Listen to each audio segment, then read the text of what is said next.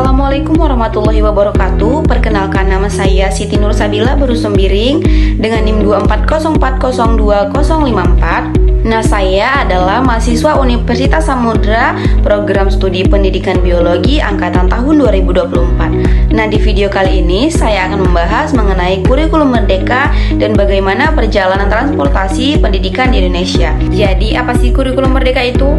Nah, kurikulum merdeka adalah kurikulum terbaru di Indonesia yang dimana dia itu dirancang untuk memberikan kebebasan kepada guru dan juga sekolah dalam mengembangkan pembelajarannya. Nah, kurikulum merdeka ini sendiri berfokus pada pengembangan karakter, pengembangan kompetensi, dan juga sesuai dengan abad ke-21 yang relevan dengan dunia modern. Kemudian, filosofi Merdeka Belajar ini merupakan kurikulum yang memberikan ruang fleksibel bagi pendidik untuk menciptakan pengalaman belajar yang bermakna, yang personal, dan juga sesuai dengan konteks siswa mereka. Nah, apa saja latar belakang lahirnya kurikulum merdeka ini? Kita bisa lihat dari tantangan kurikulum sebelumnya yang dimana beban kurikulumnya terlalu berat, kurang fokus pada karakter dan juga nilai, lalu pembelajarannya kurang fleksibel, dan juga tekanan ujian yang sangat berat. Kemudian muncullah visi dari kurikulum merdeka. Yang pertama itu pembelajarannya yang lebih bermakna, pengembangan holistik setiap siswa itu ada, lalu kesesuaian dengan konteks lokal dan juga persiapan menghadapi masa depan.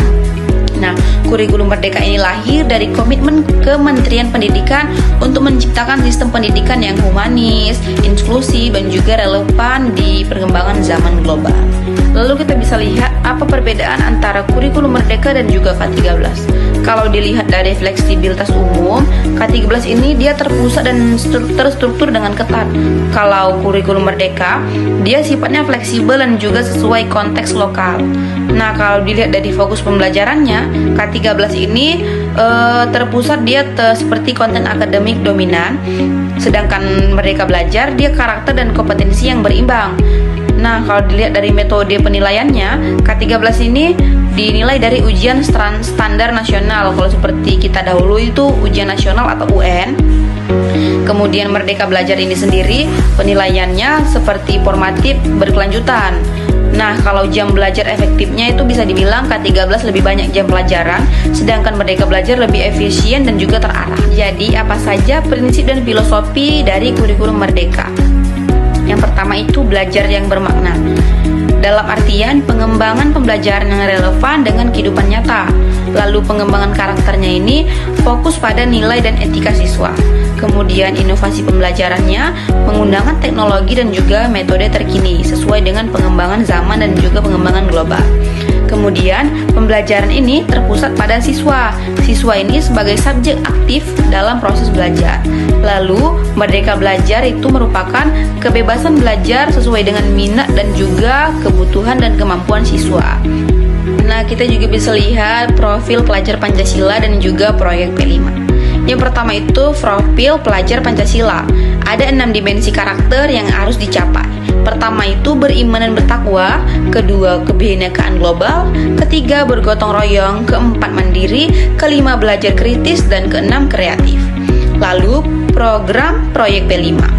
Penguatan profil Pancasila atau P5 ini adalah program pembelajaran lintas mata pelajaran yang menghubungkan isu-isu nyata dengan kehidupan siswa. Contohnya itu proyek di sekolah, program daur ulang sampah, kemudian kolaborasi dengan UMKM lokal, atau juga kampanye kesehatan mental di komunitas. Lalu ada struktur kurikulum merdeka seperti CP dan ATP. CP ini adalah capaian pembelajaran, sedangkan ATP adalah alur tujuan pembelajaran. Berarti dalam langkahnya ATP adalah langkah utama, kemudian CP adalah langkah kedua setelah terjadinya ATP. Nah, kita juga bisa lihat apa saja keunggulan dari kurikulum merdeka ini. Pertama, sifatnya itu fleksibel dan juga person. Dalam artian kurikulum ini dapat disesuaikan dengan kebutuhan siswa yang unik dan juga gaya belajarnya. Kemudian pengembangan karakternya. Pengembangan karakter ini berfokus pada akademik, pada keterampilan abad 21 yang menciptakan lulusan yang tidak hanya pintar tetapi juga berjiwa pemimpin yang etis.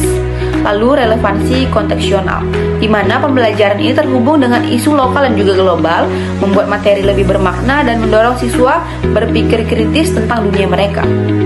Yang terakhir itu otonomi sekolah dan juga guru. Pendidik memiliki kebebasan profesional untuk berinovasi, berkreasi, dan juga membuat keputusan pedagogis yang sesuai dengan konteks pembelajaran mereka. Nah, setelah kita lihat tadi ada keunggulan dari kurikulum merdeka, maka muncullah tantangan implementasi dari kurikulum merdeka ini. Yang pertama itu kapasitas gurunya. Guru memerlukan pelatihan berkelanjutan untuk memaksimalkan potensi kurikulum baru yang lebih kompleks. Dalam artian guru harus menyesuaikan kurikulum terbaru yang baru dikeluarkan. Kemudian ada transisi dari sistem lama. Kebiasaan pembelajaran tradisional dan ekspektasi orang tua memerlukan waktu adaptasi dan sosialisasi yang intensif atau yang berkelanjutan. Kemudian penilaian dan akuntabilitas. Mengembangkan sistem penilaian yang adil dan terukur untuk pembelajaran holistik yang lebih kompleks dibandingkan penilaian berbasis ujian tradisional. Lalu sarana dan prasarana antara sekolah kota dan juga sekolah desa, yang dimana ini menghambat implementasi pembelajaran inovatif yang merata di seluruh wilayah. Nah, yang terakhir, bagaimana masa depan pendidikan di Indonesia? Kurikulum merdeka bukan hanya perubahan kurikulum biasa, tetapi transportasi filosofi pendidikan Indonesia. Dengan memberdayakan guru dan siswa, kami membangun fondasi pendidikan yang humanis, inovatif, dan relevan untuk menghadapi tantangan di masa depan. Jadi, intinya Merdeka Belajar adalah investasi terbesar bagi kemajuan Indonesia. Setiap siswa adalah potensi pemimpin, investor, dan juga kontributor bagi perubahan positif dalam masyarakat. Mari bersama-sama kita membangun pendidikan Indonesia yang lebih baik untuk generasi selanjutnya. Baiklah, kita telah sampai di akhir video yang dimana saya telah selesai menjelaskan sebuah materi yang berjudul Kurikulum Merdeka dan juga bagaimana perjalanan kurikulum di Indonesia. Terima kasih telah menonton video saya. Saya akhiri. Wassalamualaikum warahmatullahi wabarakatuh.